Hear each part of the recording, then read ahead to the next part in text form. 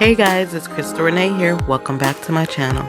And if you're new here, thanks for joining. In today's video, I will be giving you a 7-month update on my Rhaphidphora Decursiva, shipped all the way from the lovely Hawaii.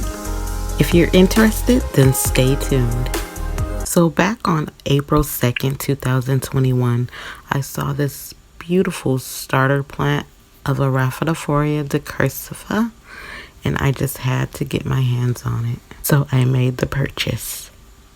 Shipping was extremely fast. It took only a week to receive my package.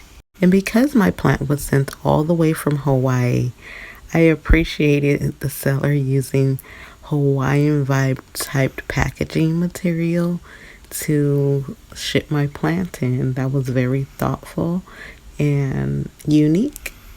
And what was also thoughtful, she included an extra gift with my package that I will be sharing a bit later. Now, as you can see, the roots looked well protected. It looked as if it was wrapped in some paper towel and then bubble wrapped and an outside wrapping, so they were well protected. And from the looks of it, I received the exact plant that was pictured, but only the newest leaf is now unfurled and had a little bit of damage to it, but that is okay. But for the most part, the plant looks pretty healthy despite a little bit of cosmetic damage. Other than that, so far so good. Now let's check out these roots. The roots on this plant looks really good. I don't see any rotting or anything like that.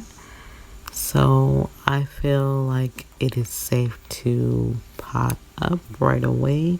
And along with my healthy plant, I received this beautiful postcard from Hawaii that came with a seashell with a magnet attached to it.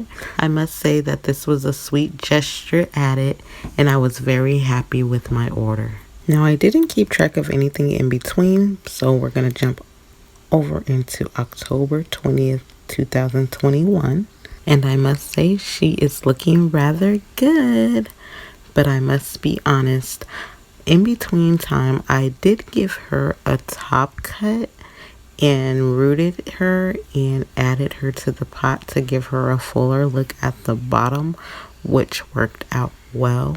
She looks so good. She made a debut to my Instagram page before I even introduced her at all to my YouTube family, so I apologize for that. Now we are at the present day, and this is what this beauty is looking like.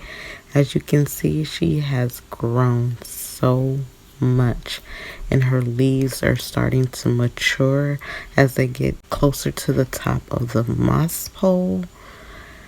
This plant has been doing wonders for me. Both cuttings are pretty much as long as one another. It's starting to trail a bit without pushing out any leaves. As you can see that it's vining out, and I kind of don't like that look, so I think I will be propping her today. But first, let me give you a closer look at her vines. Now this is the tip of the oldest part of the plant, the bottom portion of the plant, and it has grown this long tendril but has not been producing any leaves, but it has been producing nodes, if you can see. So I can make these wet stick cuts if I like.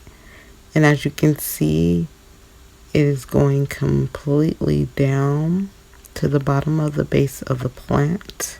And I'm going to work my way back up to the top of the plant. As you can see, it kind of wraps around the back, and the last leaf that it put out was fairly small. Now this bottom portion is the top cutting that I took from the plant, and it seems to be doing the same exact thing. It's starting to trail with no leaves. That is why I'm going to bring you all along with me while I cut her back. Here I am jumping right into the first cut.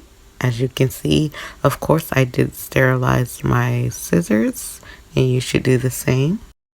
Now I'm removing the Velcro tape to relieve her from the moss pole.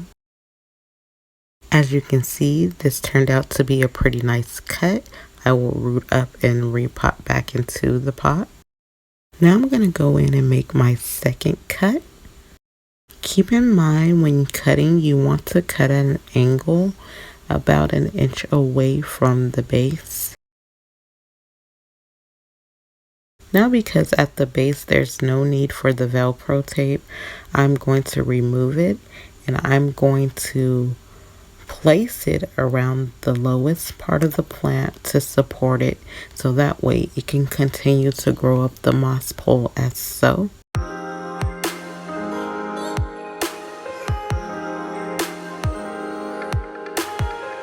Lastly, I'm going to be taking the final two cuts from this plant. I'm going to cut it here at the base. It was kind of tough. I had to add a little bit of pressure to remove it. So I went ahead and cut off the extra piece of stem you see in the middle as well.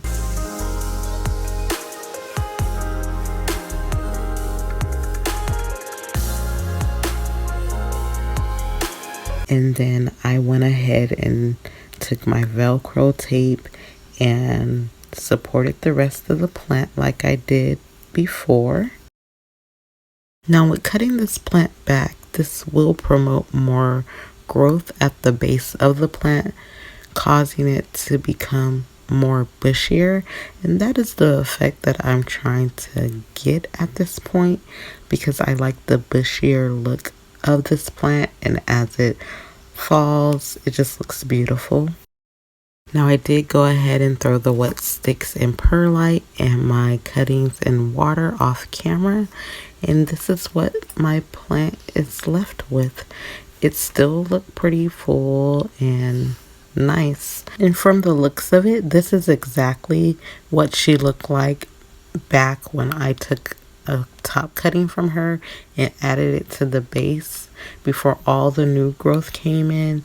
This is what the plant looked like, so it's pretty much back to that stage. Well, that is pretty much it for this video.